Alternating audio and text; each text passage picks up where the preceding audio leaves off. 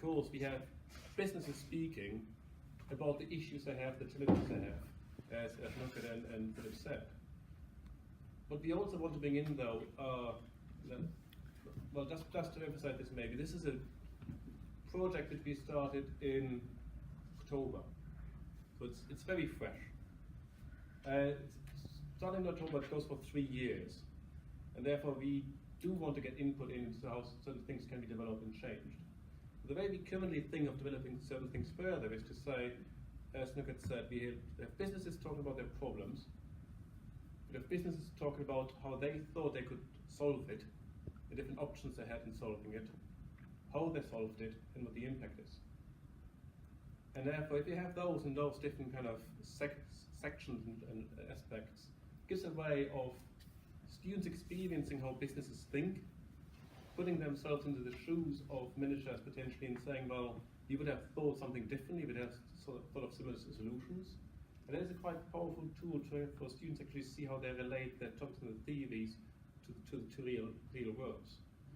We've done something similar with businesses in a live face-to-face session, where we had students being put in front of firms and they had to tell the business if they should invest in Brazil or Russia.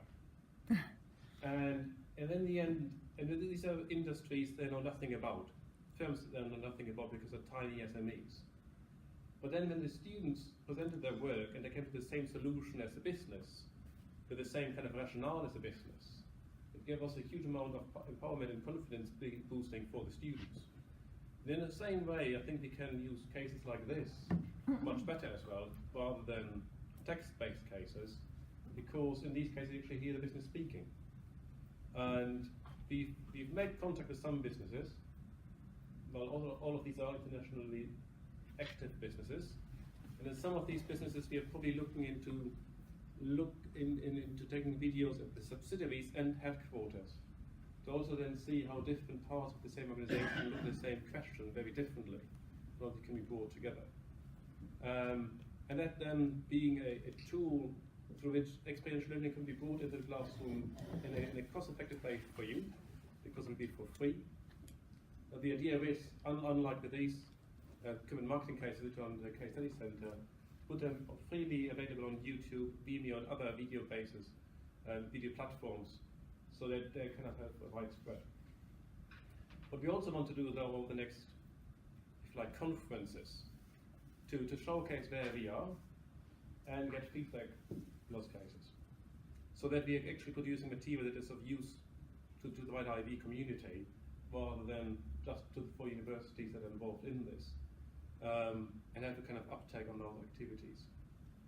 The businesses that I've spoken to, at least for the kind of leads videos we are doing, are a range of businesses, but two of them are very large businesses. One of them is a very large unknown business. It's a multi-billion company. The other one is a very large business which is in the fast-moving consumer goods sector. And that business seems to be, at this stage at least, willing to speak about human rights problems they have across their supply chain.